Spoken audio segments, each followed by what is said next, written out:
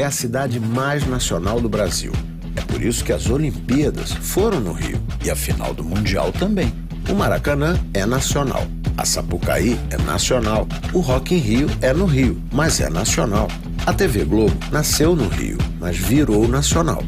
É natural que o jornal O Globo seja um jornal nacional, porque ele é a cara de um país cuja cara é a do Cristo Redentor. O Globo, um jornal nacional.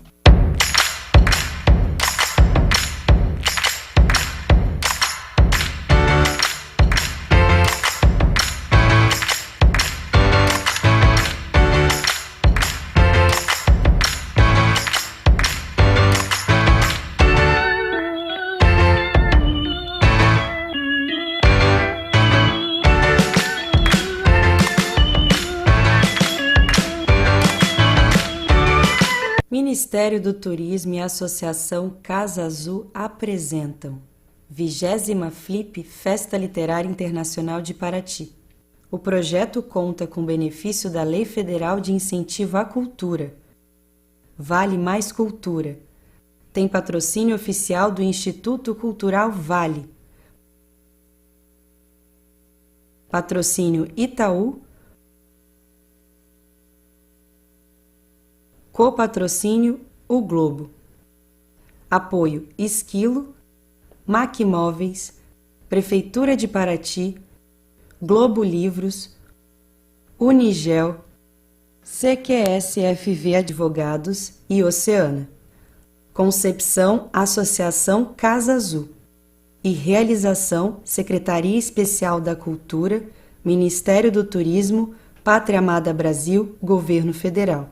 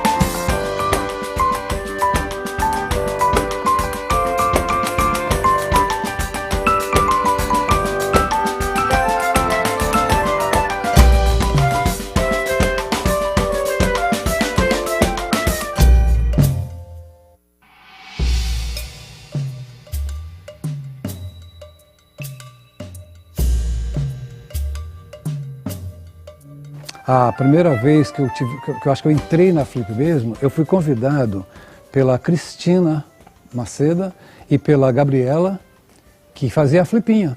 Então, na verdade, eu entrei pela Flipinha, né? Tanto é que isso é antes de eu fazer o meu CD infantil. Tanto é que no meu CD infantil eu faço uma música homenageando a Flipinha. Eu sabia que você vinha brincar aqui na Flipinha, eu sabia que você vinha brincar, né? E aí dentro da Flipinha, eu fui procurado, na verdade, por uma pessoa chamada Zezuca, que tinha um programa na Rádio Nacional, que chamava Rádio Maluca. E ele vinha todo ano para Paraty, ele vinha para fazer exatamente a transmissão daqui. E esse Zezuca, ele já conhecia a minha música Joaninha, que foi gravada pelo Rubinho do Vale em Belo Horizonte. Ele me procurou exatamente em função de eu ter essas canções infantis e ele me levou para o programa dele, que eu já tinha feito na Flipinha também. Então esse foi o meu primeiro contato assim, com a Flip oficial, vamos dizer, né? E aí a influência da Flip, na verdade, na minha vida num todo, porque na verdade Paraty todo foi influenciado pela Flip. Mesmo que você não seja simpático à Flip, mas você foi influenciado por ela, não tem jeito. Por quê?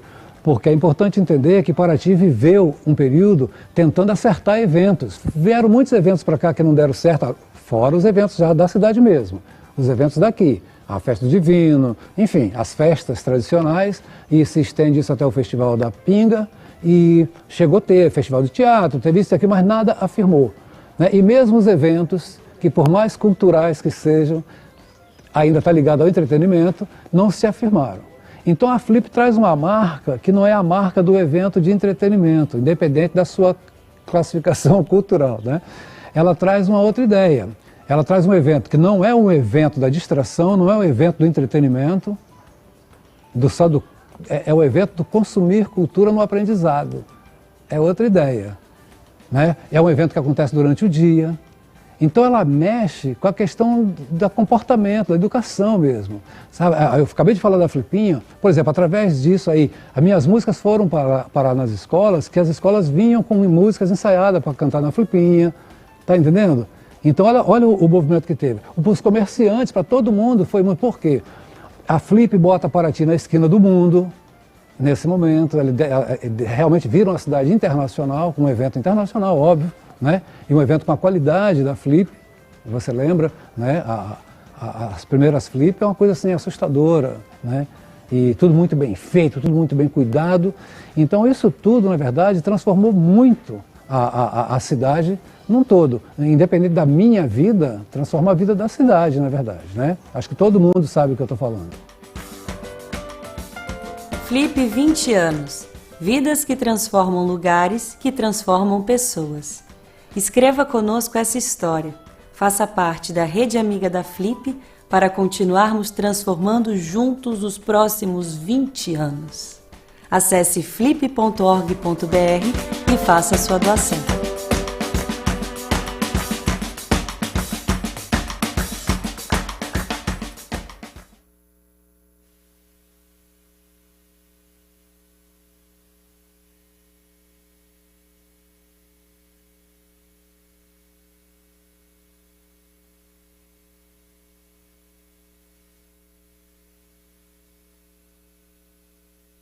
Quanto é bela essa donzela, a quem tenho rendido o coração, a quem votei minha alma, a quem meu peito, num êxtase de amor vive sujeito.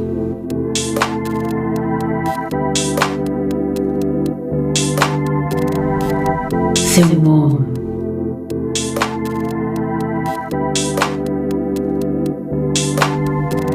não, meus lábios não dirão.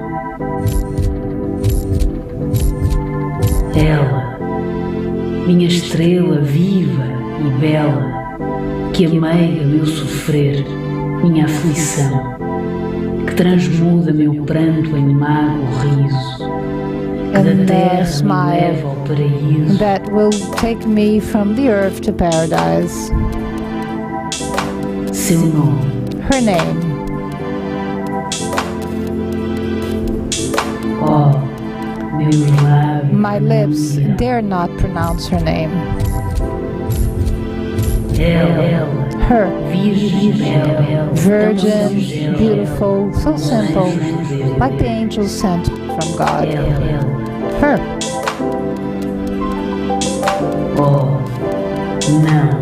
oh no, Jamais o saberá Never. na terra alguém. never, no one on the face of the earth will know her name. My lips dare not pronounce her name. Meus lábios My não lips dirão. will never say that name. Poem by Maria Firmino, read by Patricia Lino. Music by Patricia Lino.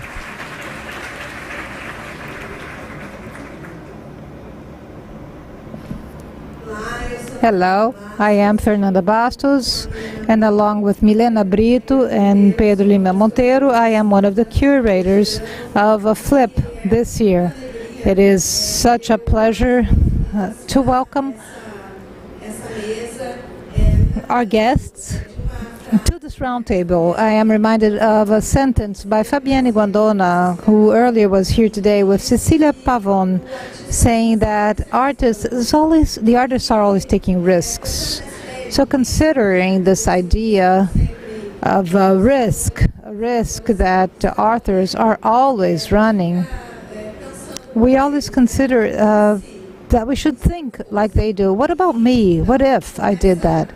So through this question, which is also opening for our reflection, I would like to invite the mediator of this roundtable, poet and journalist Stephanie Borges, and also the participants, Amara, Moira, and Ricardo, Lísias.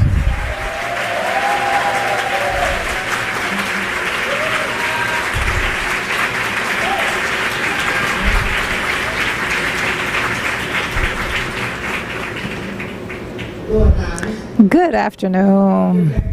I would like to thank you all for being here. I would like to thank all those who are outside on the city square listening to us. It is such a pleasure to be here in Paraty after such a long period. And without further ado, let us introduce our dearest authors. Amara Moira, she is a transvestite, a feminist. She is PhD in literary critic Unicamp. She wrote E Se Eu Fosse Puta, What If I Was a Whore, from 2016. And Vidas Trans, a book that has to do in co-authorship with João Nery. Ricardo Lísias was born in São Paulo. He's an author of many novels, essays, short stories, among them the Book of Mandarins, Livro dos Mandarins, O Céu dos Suicidas, which won the best novel of the São Paulo Association of Art Critics, Divórcio, Concentration, A Vista Particular. And here at Flip, he is launching the novel A Perfect Pain, Uma Dor Perfeita, and a poetry called A Geração that Snuffed Their Elderly. Snuffed their elderly. So let's start this conversation, and based on this following principle. Some people say that self-fiction is sometimes narcissistic, it's an ego trip. But on the other hand, other people also champion the idea that that's the only way of being honest through literature is to talk about something that we truly understand and know. I would like you to maybe, how do you consider self-fiction as a creative possibility, be it to talk about difficult topics or to innovate in this format? First of all, it is a pleasure to be here. It is my first time on Flip, on the official program. I already participated in the parallel Flip, but to be here in the largest literature festival in the country is something that, oh my God, I already feel like taking a leak right now. I'm really nervous. I have butterflies, but I'm here, and I'm very impacted by these two dear colleagues of mine here at the stage. So Stephanie's question, the whole idea of why should we write about things that I lived. I've always wanted to be a writer since a very young age. I have a strong relation with literature, with writing. And when I was a child, my mother said that when I was 4, someone taught me how to read and write. No one accepted that task. And when she told the coordinator that I already knew how to read and write, she said, listen, this child won't be good for our class, so that she can unlearn, leave her at home for 6 months so she will learn, and then she can follow the pace of the other children. So then I had this obsession about writing and reading that the coordinator really branded me as a writer at that moment, because the rest of my life I was reading and writing ferociously. But it seems that throughout this part of my life, I was really exercising my ability to write, to understand the way I was actually dealing with words. But it's as if I hadn't found a topic about what will I write. And when I start my transition, when I start to see the world from the trans perspective, and especially when I come close to this marginalized space, which is the space of prostitution, and when I see these two things together, the trans experience with the sex worker, I found the thing about which I want to write. I want to write about that. I want to write about that society. I want to write about society from that standpoint. This is when I start seeing things from that standpoint. I start seeing things that I had never seen before, things I had never considered or seen in other books or literature. So I felt like I had to use literature so that Brazil and the rest of society could better understand what it is, that space, that place, that is undesirable place, that we have to eliminate these figures, transvestites and whores, and because we don't understand the power that it has and how revealing it is for our society. So when I start writing, I really couldn't stop. I started writing, on Facebook, talking about my experience doing my transition and how my clients would treat me. And then this has new proportions, and I started to write a book to tell these stories. But for that moment, it was really narrating things that were autobiographical. But now I really want to blur this frontier, the things that I live and things that I imagine or someone told me, to leave this a bit more opaque, so that you will never be sure about the horrible stories that I'm telling, if they are actually something I lived or not. A little bit of mystery. Because people come when read, if I were a whore, people just come to me and say, oh, you're so brave. And I really told very intense and intimate things. So I always like to write, I'd rather write not being as bold at that. I need to really protect myself a little bit. Imagine me having written this book. Can you imagine what that would be like?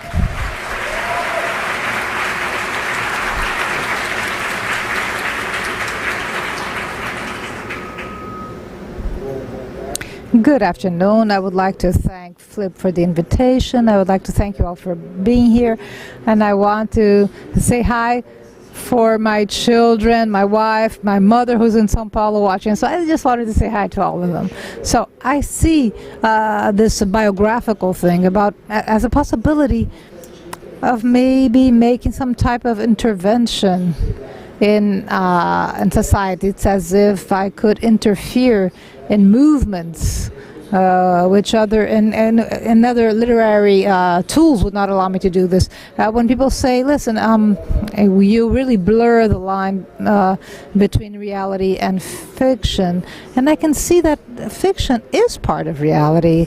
It is an instance of reality, a part of reality, and through this mechanism I am able to reach certain sectors of society, which I would have some maybe a bit more difficulty with other tools or genres. So it's a matter of really getting in touch with society and creating movements that can intervene, and they can be bothersome, out of your comfort zone. I know this problem people have with the so-called self-fiction.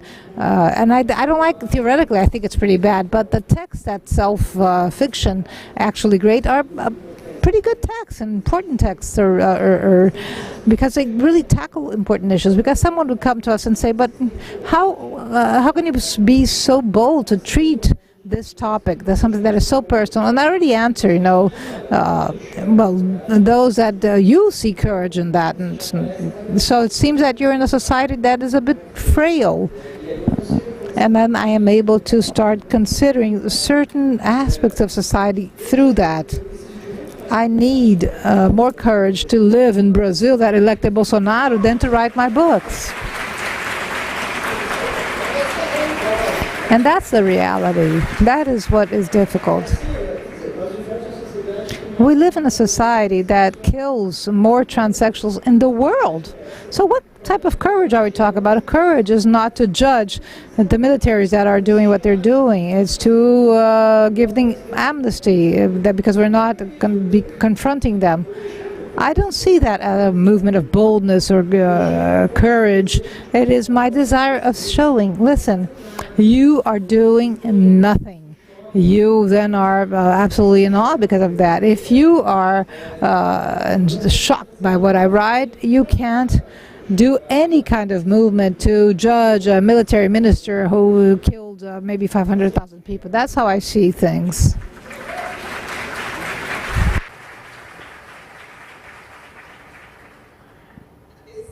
this comment just now concerning approaching people. I thought about this when I was preparing for this conversation with you two. To what extent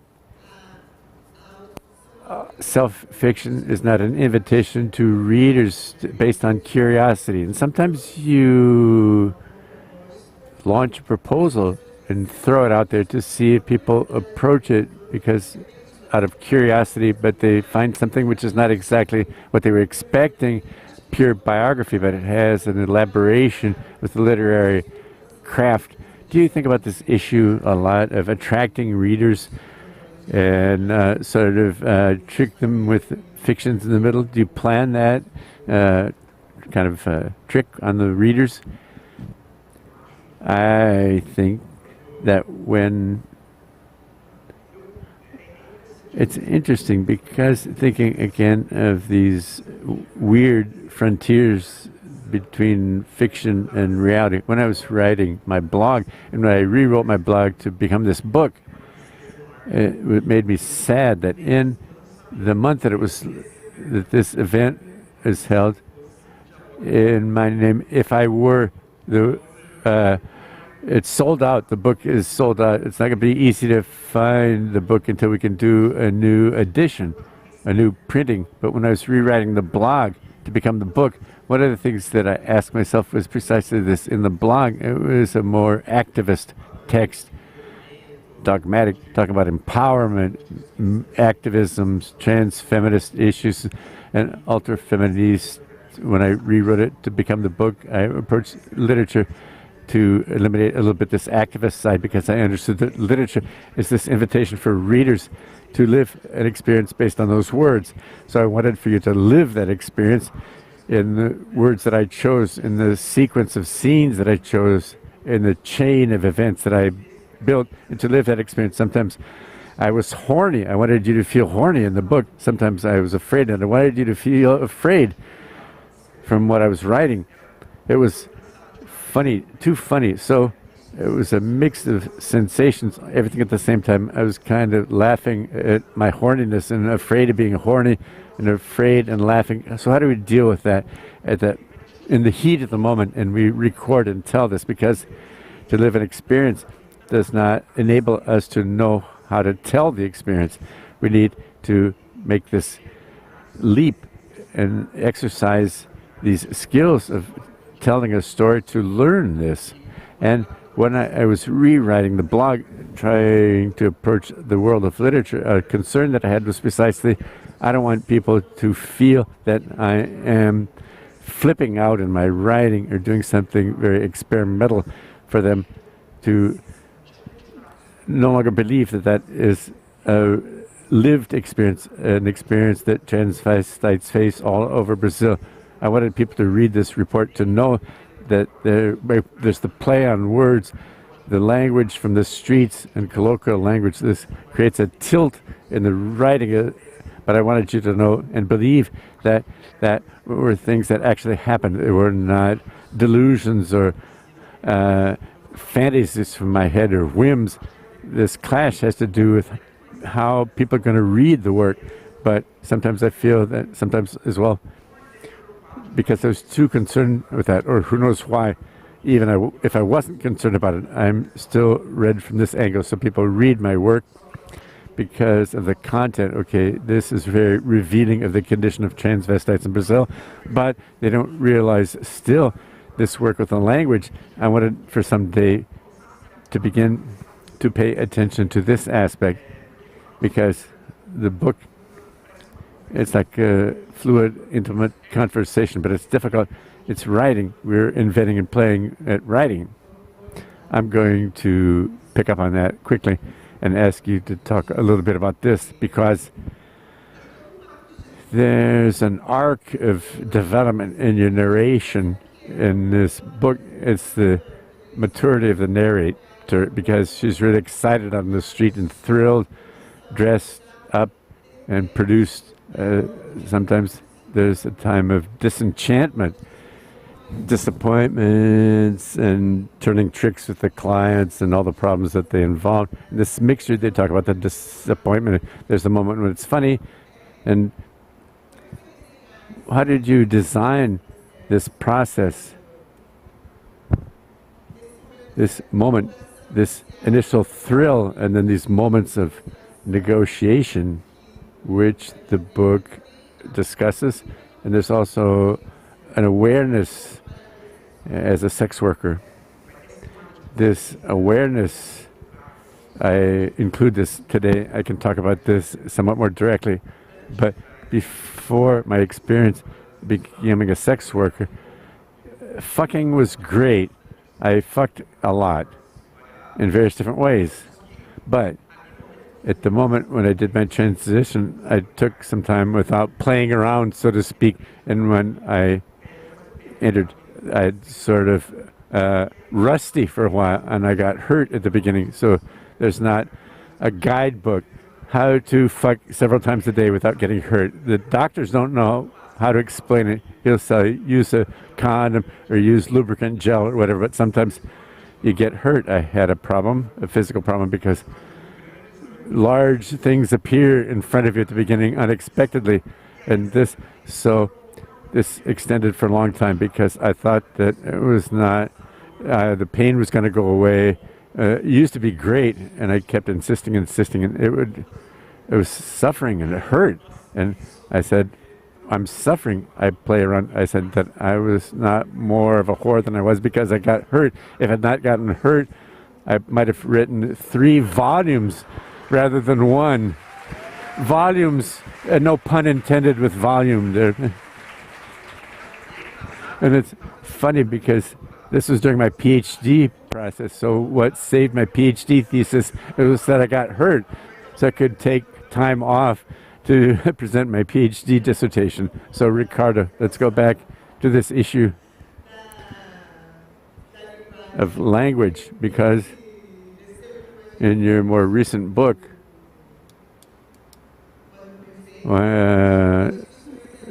Perfect Pain, one of the issues of one of your challenges is precisely to narrate an experience, an extremely traumatic experience, and there are moments in which the text becomes somewhat confusing and muddled. The narrator collapses and the language collapses together with the narrator, but not only that, constantly in the book you go back to this issue where the language is not sufficient to tell an experience that is so complex. Tell us a little bit about this composition for us. Exactly that. Can I just say something first to the readers? I love readers. I love my readers. Readers, they're excellent for us. Readers are incredible because they read, at least they read my books. Either they love me deeply, like they stop me in the street and ask to give me a hug, or I have the impression that some of them are going to shoot me. I have a kind of situation of love and hate. It happens here. I just walk 100 yards and people say they're in love, and sometimes I believe that I should have a bulletproof vest on. Somebody's going to shoot me. But I think it's extremely interesting with readers is this construction of meanings. There are a group of readers who build their meanings, and they blame me for what they understood from, and they criticize me, and showing clearly a kind of great difficulty in assuming their own interpretation as an active subject in the construction or establishment of meanings. At the end of the day, that's what I see as literature. Literature is the person reading and giving meaning to it, to what they read. That's why I wanted to say, because I think given writings like yours, the readers are in a position of asking questions and doubting and not trusting in the narrator either. Okay, the reader, they need to understand that they are an active figure, as active as we are, in the importance of establishing meanings. So, for example, there are a lot of teachers here. I'm sad when I hear teachers saying that a student didn't understand a text. It's impossible to not understand a text. A student, they build their own meanings out of that text, and this meaning is as legitimate as people with PhD. And from her PhD classes, there's this note this, there's no difference like that. So I think that our literature also serves to expose people. I know that we realize quite accurately sometimes the degree of conservatism, a great degree of conservatism. Another major problem that we face with regard to this kind of book is that people want novels with a beginning, middle, and end in that order. A narrator who is a perfectly recognizable narrator, and that they can't feel insecure with anything, when actually our literature wants to place a lot of difficulties in the middle of the road. But I think these difficulties are posed because we live in a very difficult universe. People should not expect from us some kind of ease given everything that we're experiencing. That's not our role or responsibility. So both of you don't avoid difficult topics. Neither of you shirks them. You have worked with self-fiction and have for some time. Amara's book as well. It's sold out, but it's on e-book. Here's a tip for the people in the audience who haven't been able to buy it in the bookstore. Could you tell us, do you think that recently people are becoming more conservative in the sense of expecting literature to be something edifying and didactic? Do you feel this kind of feedback when people comment on your books? Absolutely true. The degree of conservatism, I don't know if it's recently or it's constantly, because the degree of conservatism in Brazilian society is overwhelmingly conservative. We're facing social problems that are problems that should have been overcome decades ago, 500 centuries ago. I can't do the figures ever since we've existed as a country. So we have a society which hasn't solved its basic problems, and something that's true. People read as they live. They read as they vote. They read as they treat their friends. And also, I at least write likewise. So I believe that, so there's this great need for these writings, texts, these edifying texts. I would feel shamed, for example, if I wrote, because there's this issue, look, literature represents the other. And I would feel bad if I wrote a text, for example, representing an indigenous person. I would like I was co-opting the indigenous person's voice by depicting a population that I can't do that because I'm white, a white man, straight, upper class. I don't have this right. So that's why I prefer to deal with conditions where I'm not representing others, but I am capable of giving voice to the other, respect the other, in this situation that where the other can represent themselves vis-a-vis the society. And in a word, that's how I see this issue, to not cause any violence to others, speaking for them. I have to speak in my own name without blocking or perpetrating any kind of violence.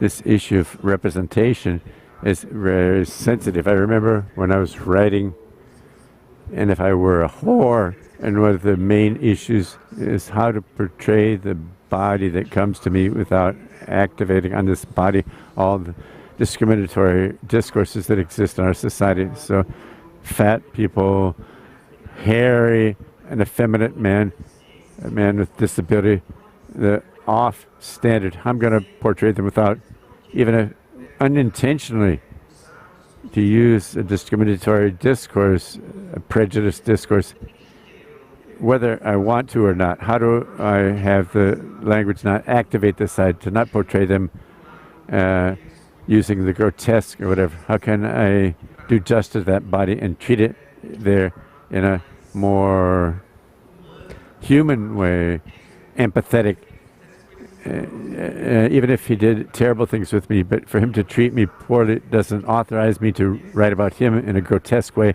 It's just like a revenge to make up for that by activating these other markers. So it was a difficult clash. How do I talk about this other body, sometimes a body figure that I feel rage? I hate them. He swore me. He raped me without realizing it. It happens a lot, and it happens a lot in a society where we let the oppressed group leave them with the responsibility to struggle against oppression. When we shirk our responsibility to build this a society free of oppression, we end up, the person that lives that oppression is the only protagonist of this struggle. And we don't have to be informed or build knowledge to be able to perceive when we're reproducing a kind of discourse, a violent discourse with regard to this other. So all of this is very important, and literature helps us to think of these issues and reflect on them. So it's an issue, it was right there. How do I make this literature a literature which innovates in this way of representing the other? This doesn't mean, okay, I need to be like the other to be able to talk about him. No, we're writing literature, and in literature there very diverse figures, and if you only have similar people that look like me in that literature, it would be shitty literature. So we need to break with that, but it's necessary to break with it with responsibility and assuming our own share of responsibility and seeking knowledge to know how to be able to talk about this in a way that does not activate all this discriminatory discourse against groups that you don't belong to and of which you have little sensitivity about, to realize and perceive that you are committing violence.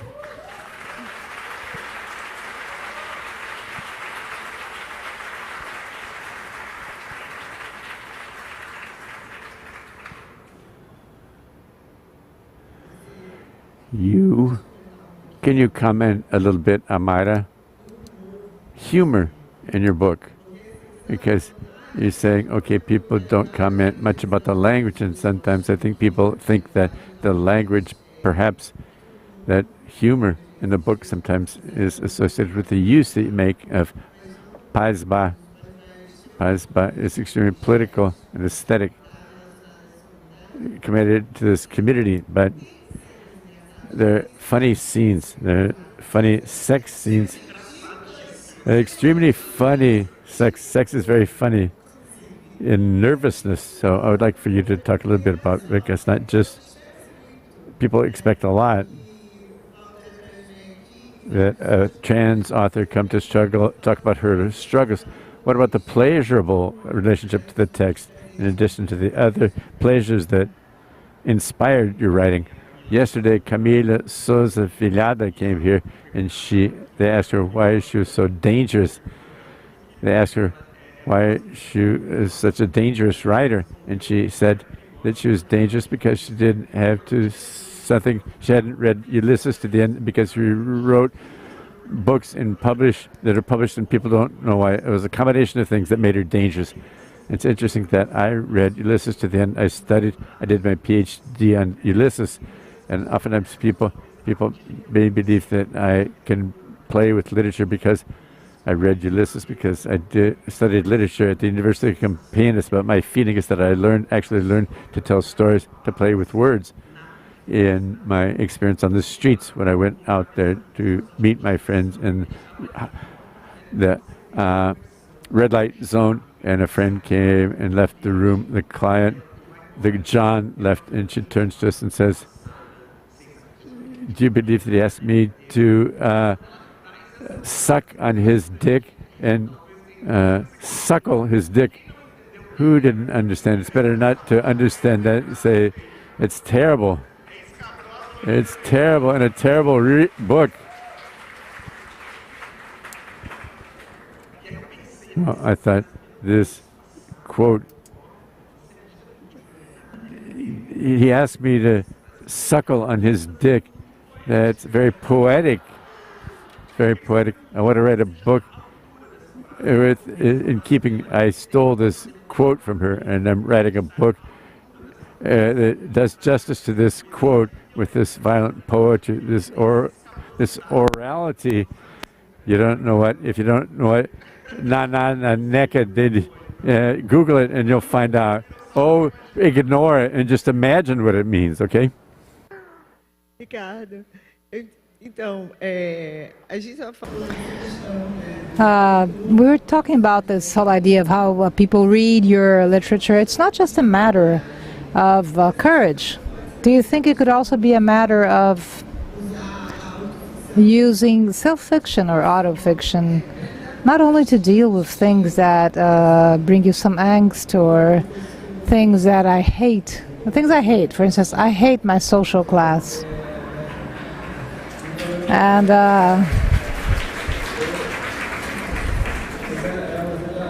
but it's true. I have no need to explain that. I hate my neighbors, all these people. And my work, I deal with that, with the need of having to talk to these people who have always been there with me and do exactly what they did, including judge me, and in the most horrible ways. So I try to deal with all these different relations, which are all these relations that are difficult to deal with. It's difficult to deal with hatred, like Amara said. It's difficult to deal with hatred. So what do? Literature will allow us to deal with this, to escape from this, because I want to be aggressive against certain people. I never denied this. I really want to be to hurt some people, but I can't do it violently, physically, in a vulgar manner, because it's something that they know how to do. They can do that. I have to be aggressive in a level that will hurt them, truly hurt them. Something that I will maybe achieve some kind of transformation or movement that will hurt them in some way, and that will generate some reaction. So the literary language, the way you can manipulate it or offer it, will allow you to do that. That's a bit what I do. Since I was talking about humor, I also wanted to ask you about humor, because people really know your work associated to self-fiction, but you were actually joking about yourself on the Delegado Tobias series, and I almost was arrested. So if you could maybe talk a little bit about this, how it was to kill Ricardo Lísias in your short stories.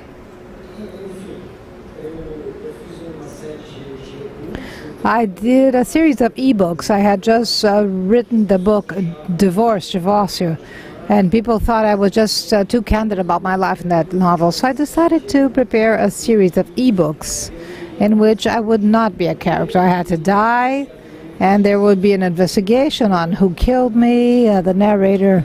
Well, anyways, I wrote this collection of ebooks. There was some kind of welcome, and then 8 months later I was called to go to the federal police.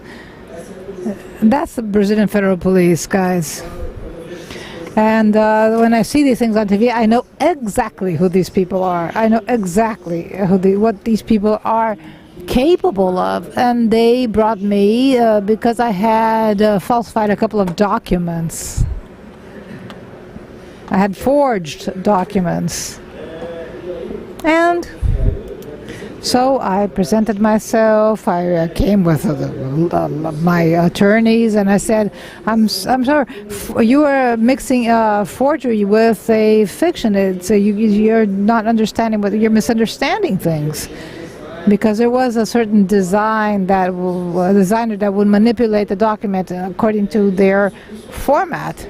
So this happened even before the procedures, because the federal police, what did they do with the president of the college? They did the same thing.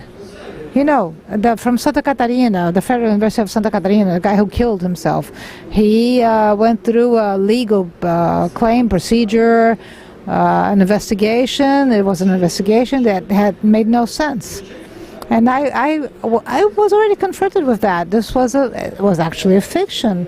So I knew exactly what was happening. So I spent hours and hours giving my statement in front of a head of police. And then he actually, at the end of the day, he did understand what was happening. And so everything was left behind, and they wanted to arrest me, which is what white people do with people that bother them. If I were of another social class, probably I would be behind bars now. And this is something that has to be made very clear, because at my social class, with my color, my money, everything, I will bring my attorney. I'm able to protect myself, defend myself, but everything was okay. Another social class won't even go there. They will have to run. People, and we know how things would go.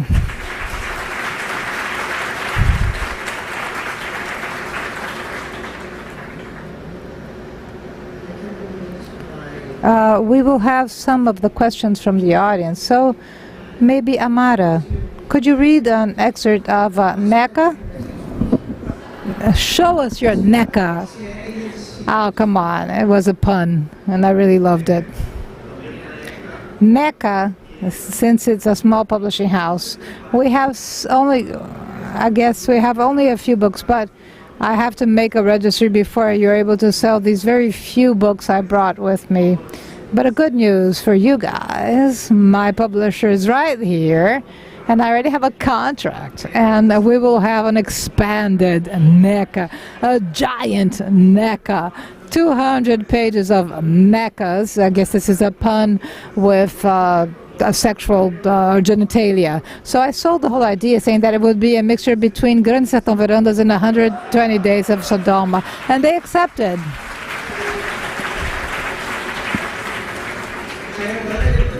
Now, now people will really be anxious to see your NECA. I'm just going to read the first page, so for you to understand what I'm talking about. If you don't understand, it's part of the game. Allow me to just follow me. Just, benefit from whatever you understand. So, NECA. Can you believe that he wanted me to suck his dick? But the good thing there was the dick and not the mouth, because 3 hours sucking his dick, ugh, and when they, putting their dick in us for hours and hours, how are you able to do that? I'm no longer able to do that. It's like, what do you want? Florals? No, what we have is yesterday's dinner is what we have there, but that's what you have to do. Is there any, at the end, I have to smell it. It was, could you see his face? He didn't, asking him, what did I do? But there's nothing. I didn't want it, you never wanted to do this before, didn't want to have that before up your ass.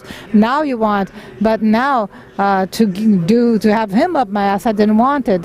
And I have to be careful, when you have to take out his dick, because my asshole doesn't even have any more space.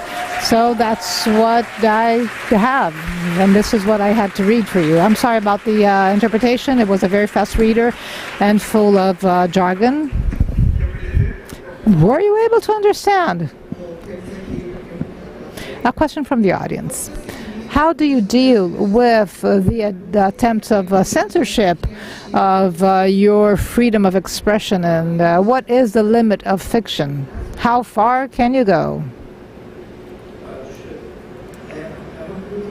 It's an important question, certainly. First, the limits of fiction are none. There is no limit. Nothing that will be presented or any limit to fiction. Once we are able to think about what are the limits, you start to censor yourself. And I know this very well. I know what are the limits and the issues. With regards to the second part of your question, an important thing that we have to deal with is that in Brazil, the Brazilian law, Brazil has a very advanced legislation in terms of the freedom of expression. It is more advanced than the French or North American. In Brazil, you are forbidden to censor any type of artistic work. So we have to keep the situation, maintain this. And the other way I deal with censorship is my attorney. I just lawyer up. She's always attentive and careful, and she is a very, very good attorney. She's wonderful. I married her, and we have 2 kids. So she protects me. She won't allow me to be censored in any way. It's interesting. I have a love and hate relationship with censorship. I remember when I was studying my SATs, my professor told me the music Cálice by Chico Buarque, revolutionary music, and I said, I want to be censored so that I can be very poetic and use poetry to, you know, shut up everybody. But when censorship actually happens, we're not that happy, and it's not something so fabulous that you will come up with to overcome censorship. But we have this whole romantic idea that you will resist and you have a struggle against censorship. But it sometimes happens when we launch. If I was her, one publishing house said, okay, we will publish it as it is, if I were her. And they said, well, since one is going to publish, it's a small publishing house, let's make that happen. But then when we were to launch the 2nd edition, we wanted to have more bookshops, and the bookshops were consulted and said, no, with the word whore, we won't sell it. Or only on our website. So what you did, so we did this workaround, and after the 2nd edition, 2018, the month that the devil was elected, we put a big R on over the T, and it was, what if I were pure? It's puta and pure. The 2 words in Portuguese are just a matter of an R and a T. So so you can see puta, whore here, but we put a big R, so this is the wrong edition. The book is the same, it's just one introduction explaining the switch on the title. And then I put this R over the T, and then the book sold even more. From Brazilian families allowed themselves to buy the book instead of pure, puta, pure. And this is how we believe it. If we are to hide maybe a word, maybe the word puta, whore, will travel further.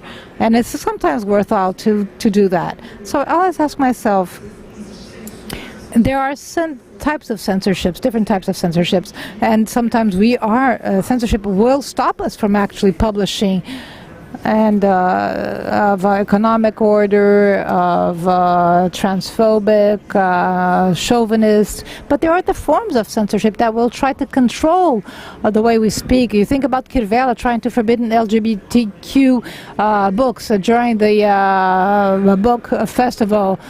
So there are types of stupid censorship, and there are intelligent that really cause harm or impact on the literary production. So this kind of thing are things I ask myself, and I do believe that I do want to believe that I am able to be flexible. I can, work around these attempts of boycotting me, but it's a bit concerning. Today, I'm able to publish if I were pure and not puta or whore, but I don't know for how long we will be able to do this.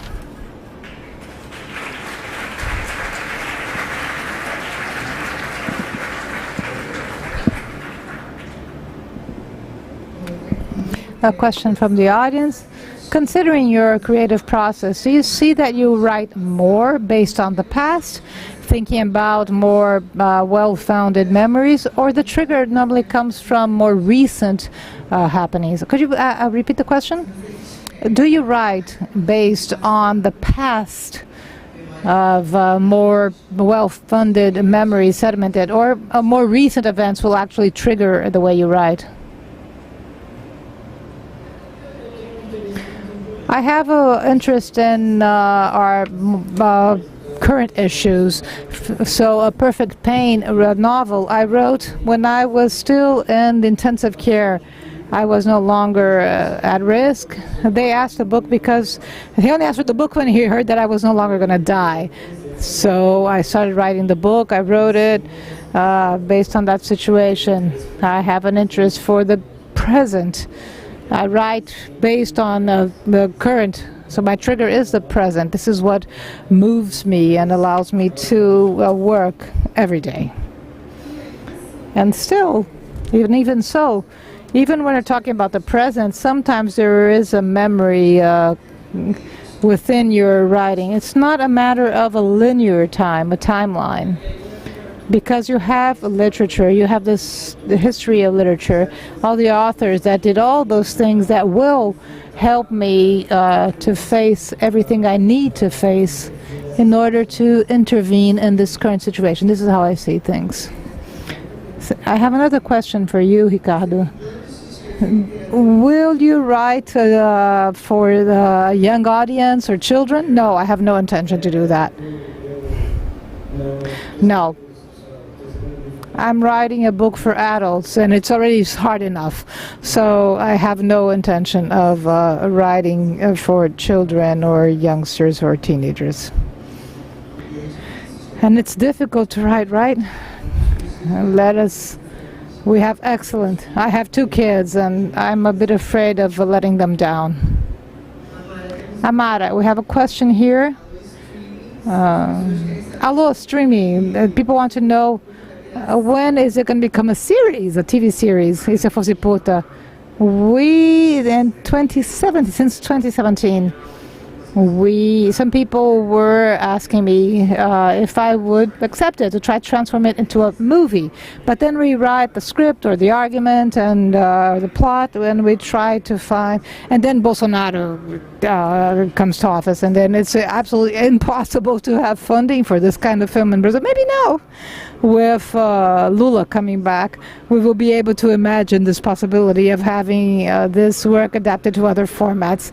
But I would like to let you know, I brought a couple of Y si yo fuera puta in Spanish. It was just launched in Argentina, and I do have a couple of copies with me. I did bring some copies with me. In Spanish, you will still be able to find. Is there Pajubá in Spanish? Well, I helped translate this into Spanish. And I was included as one translator because I changed the text so much. Because it's difficult. I know the jargon. I know I lived for some times. I did some exchange during my graduation, undergraduate. I lived for 4 months in Santa Fe. And I learned a little bit of Spanish, hands-on experience, reading a lot. So in a certain way, walking, talking to people. And when I read the text, I felt that, I wrote fi or fa. It's butthole. Culo is not butthole. Culo is another thing. It's just, I don't know, it's ass. But it's not fiofó. Fiofó is a different word. It's a very childish way of calling your butthole. So we had some issues of how we're going to translate that. And so the experimentation I had in Portuguese, a number of jargons, another to call a dick, to asshole, and I wanted to see in Spanish how many terms there were. So we were just thinking together, brainstorming, and then I saw that in Brazil, in terms of nomenclature, erotic sexual nomenclature is amazing. We have Argentina is right next to it. It seems to be our neighbors. It seems similar to us, but it has nothing to do compared to what we have in terms of our language. So when I was going to translate fiotea, which is the finger up the butthole, how was I going to translate it to Spanish? So I had to actually be literal, a finger up the butthole. When we were talking about the chicken position, and the worst one was chaka chaka, which is a bit of a translation for pussy. The first translator did not recognize the word chaka chaka. Of course, it's not part of the dictionary. She thought it was but me invito para un lindo cha-cha. And I think that cha-cha-cha is not erotic. It's a dance. No, chaka-chaka is not a dance. It's, what is the noise you make when you fuck? It's chaka-chaka. So I was talking to people from other languages. It's only in Brazil we have chaka-chaka. Actually, it's chaka-chaka na buchaka.